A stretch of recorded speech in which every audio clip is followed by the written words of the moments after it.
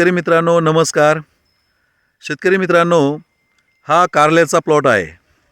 शेतकरी मित्रांनो, कारलं हे पीक शेतकऱ्यासाठी नगदीचं पीक आहे. म्हणजे कमी कालावधीमध्ये चांगलं उत्पादन, चांगले पैसे मिळवणारं हे पीक आहे.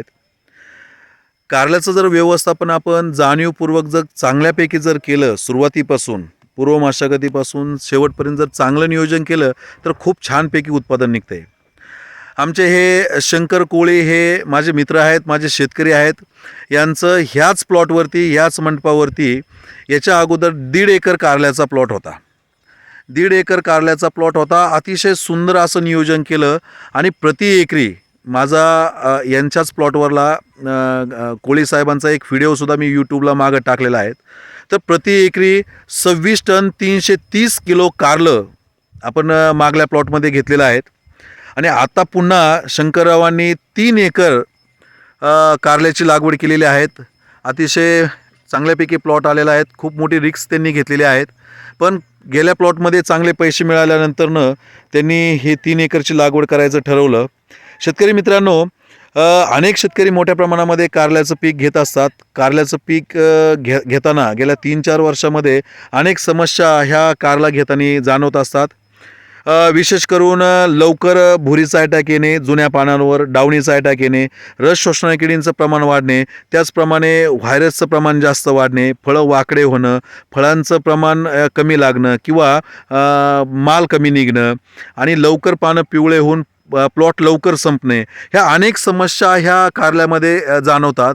पण आता ह्या समस्या जाणू नये यासाठी आपण पूर्व मशागतीपासून नियोजन काय करतो किंवा आता हे जे 3 एकरचा प्लॉट घेतलेला आहे, ह्या 3 एकरला सुद्धा आपल्याला कमीत कमी एकरी 22 ते 24 टनापर्यंत ॲव्हरेज काढण्याचं टार्गेट आम्ही ठेवलेलं आहे. थंडी आहेत, सध्याला थंडी आहेत. म्हणजे आता डिसेंबर महिना चालू आहे. डिसेंबरमध्ये वेलवर्गीय पिकाला थंडीमध्ये वेलवर्गीय पिकांची ग्रोथ होत नसते. तरी पण पाणी व्यवस्थापन असेल आणि पानांद्वारे खताची फवारणी यामार्फत आपण थोडंसं जास्त लक्ष केंद्रित करणार आहेत आणि चांगलं उत्पादन काढणार आहेत. शेतकरी मित्रांनो, आता ह्या प्लॉटला जवळजवळ रोप लागवड करून बी लागवड करून एक 38 दिवस पूर्ण झालेले आहे आज. ह्या 38 दिवसांपर्यंत ह्या प्लॉटचं आपण व्यवस्थापन कशा पद्धतीने केलेलं आहे. आपण जर बघितलं तर अतिशय सुंदर असा हा प्लॉट आलेला आहे. तुम्हाला फुटवा कमी दिसेल, त्याच्याबाबत पण मी बोलणार आहे.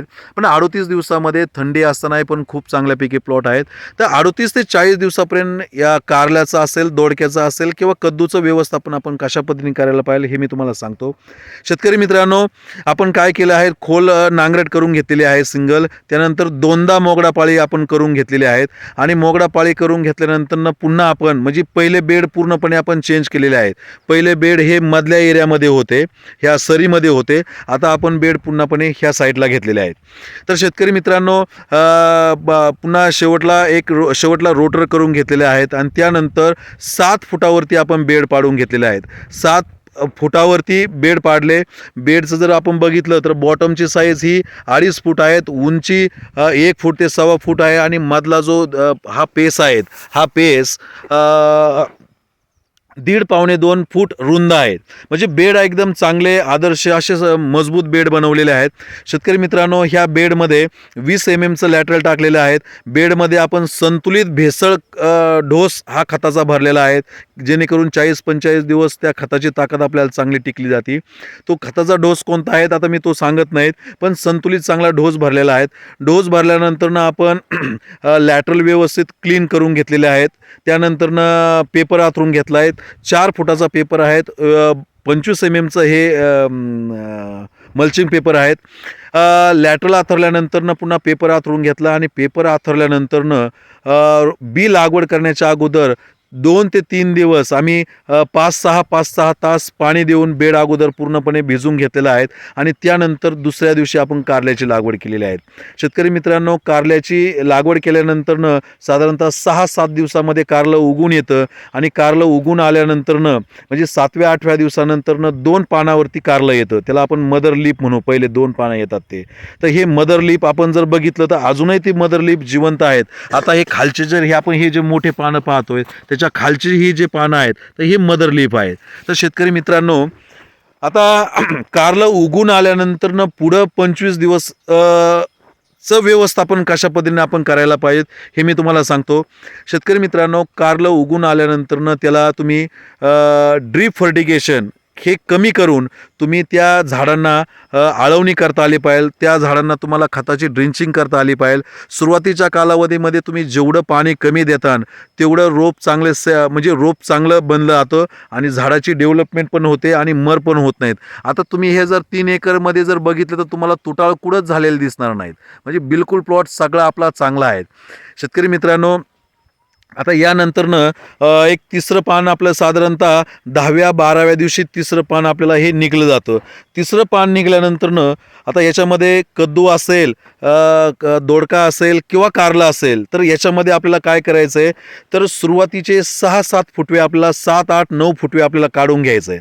आता आपल्याला जमिनीपासून ह्या मंडपाचं जे अंतर आहे हे जवळजवळ 6 फुटापर्यंत उंच आहे आणि बेडपासून जर बघितलं तर बेडवरून ते 5 फूट अंतराचं आहे. तर आपल्याला काय करायचं आहे शेतकरी मित्रांनो, वेल हा सुरुवातीला ह्या शेंड्यापर्यंत जाईपर्यंत म्हणजे मंडपापर्यंत जाईपर्यंत सिंगल फक्त खोड ठेवायचं आहे त्याला आणि त्याच्यावरले जे अतिरिक्त फुटवे आहेत हे काढून घ्यायचे आहेत.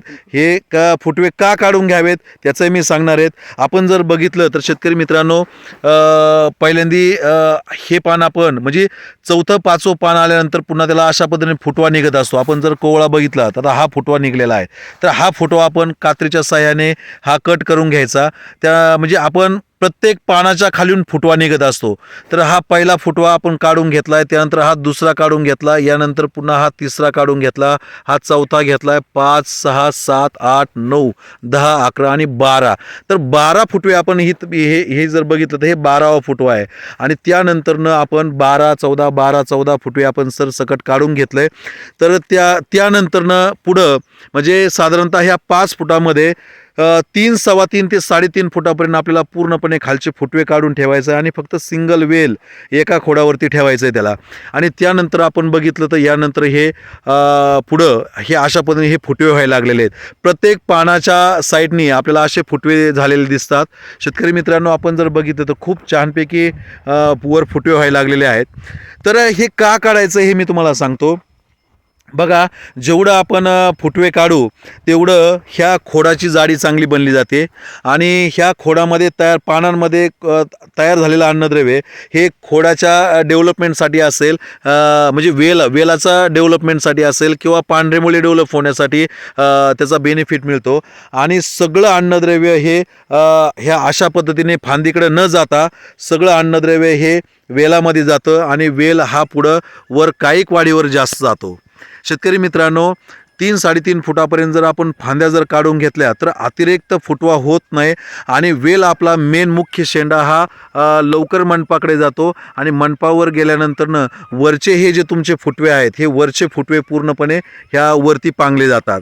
शेतकरी मित्रांनो, फुटवा जर आपण काढून घेतला तर खालचे पानं खराब होत नाहीत, डावणीचा प्रादुर्भाव येत नाही, भुरीचा प्रादुर्भाव येत नाहीत आणि वेलाचा थिकनेसही चांगला वाढला जातो आणि वेल चांगला वाढल्यामुळं, वेलाची जाडी चांगली झाल्यामुळं त्याच्यातल्या ज्या झायलम फ्लोएम असतात, अन्ननलिका, जलवाहिन्या, याचाही पण थिकनेस चांगला, म्हणजे ह्या नळ्याही मोठ्या पडल्या जातात. याच्यामुळं खालून खतं आणि पाणी जास्त उचलले जातात आणि वर गेल्यानंतरनं मोठ्या प्रमाणामध्ये मंडपावरती हे वरचे वेल वाढले जातात. याच्यापासून आपल्याला मालही चांगला भेटतो. आपण जर हा फुटवा काढला नाही तर डावणी भुरीचा प्रादुर्भाव जास्त येतो. हा वेल वर जात नाहीत, सगळं खालीच जास्त दाटवा होऊन जातो. परिणामी वेल वर न गेल्यामुळं आपल्याला प्रोडक्शन जास्त निघत नाही आणि एकदा सर्व वेल वर गेल्यानंतर पूर्णपणे हे मंडप झाकून जातो आणि मंडप झाकून गेल्यानंतर पूर्णपणे फळं त्याचे खाली लोंबतात, कटिंग करायला सोपं होऊन जातं आहे आणि त्याचा फायदा वर गेल्यानंतरनं आपल्याला डावणी भुरी किंवा इतर रोग असतील हे कंट्रोल करता येतात आणि खताचे स्प्रे चांगल्यापैकी घेता येतात. शेतकरी मित्रांनो, कधी पण दोडका कारले लावताना खालीहून तुम्ही फक्त सिंगल खोडच तुम्ही ठेवावं आणि त्यानंतरनं जे व्यवस्थापन आहेत हे आपण चांगलं करावं. शेतकरी मित्रांनो, अजून याच्या पुढं मी सांगतो तर आपल्याला ह्या प्लॉटला आपण 30-35, आज मला वाटतं 38 दिवसामध्ये आपण किती आळवण्या केल्या शंकरराव? 4 आळवण्या केल्या सर. अजून 40 दिवसात एकदाही ड्रीपमधून खतं सोडलेलं नाही. तर पहिली आळवणी आपण साधारणतः तिसरं पान निघाल्यानंतरनं पहिली आळवणी केलेली आहे, ती पण खताची. कीटकनाशक बुरशीनाशक आपण त्याच्यामध्ये घेतलेलं नाहीत. आणि दुसरी जी आळवणी आहेत ही पण खताची केलेली आहेत. तिसरी आळवणी आपण खताची केली आणि चौथी पण आळवणी खताची केलेली आहेत. तर आपण जर 3 आळवण्या म्हणजे ड्रिंचिंग खताच्या आळवण्या जर आपण व्यवस्थित जर करत गेलो तर झाड एकदम हेल्दी होऊन जातं, झाड एकदम सशक्त होऊन जातं. पाणी पण गरजेनुसार त्याला कमी भेटलं जातं. आवश्यक पाहिजे तेवढंच पाणी मिळालं जातं. 4 आळवण्या जर व्यवस्थित आपण जर केल्या तर आपल्याला ड्रीपमधून खतं सोडण्याची गरज पडत नाही. आणि वरून 3 ते 4 फवारण्या आपण शंकरराव खताच्या केलेल्या आहेत. जेवढ्या तुम्ही पानांवाटे खताच्या फवारण्या करता तेवढे पानं जाड, रुंद, हिरवेगार होतात. पानामध्ये क्लोरोफिलचं प्रमाण जास्त वाढलं जातं. परिणामी ह्या पानाची ताकद जास्त वाढल्यानंतर वेलाची ग्रोथ चांगली होते आणि प्रोडक्शन आपल्याला चांगलं भेटलं जातं.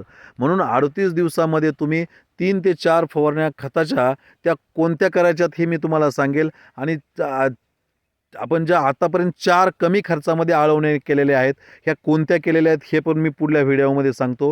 ह्या 3-4 फवारण्या आणि 3-4 आळवण्या जर आपण व्यवस्थित जर केल्या सुरुवातीच्या 40 दिवसामध्ये तर झाडाची ग्रोथ चांगली होऊन जाईल.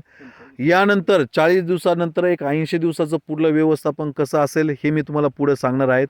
नक्कीच व्यवस्थित रोग आणि किडी कंट्रोल करून वरून खताच्या फवारण्या घेऊन पाणी व्यवस्थापन चांगलं करून आणि आळवण्या करून या प्लॉटमधून आम्ही गेल्या प्लॉटप्रमाणेच 22 ते 24 टनापर्यंत ॲव्हरेज, कारण थंडी आहे, थंडीमध्ये प्रोडक्शन हे कमी निघतं, तर हे प्रोडक्शन आम्ही काढल्याशिवाय थांबणार नाहीत.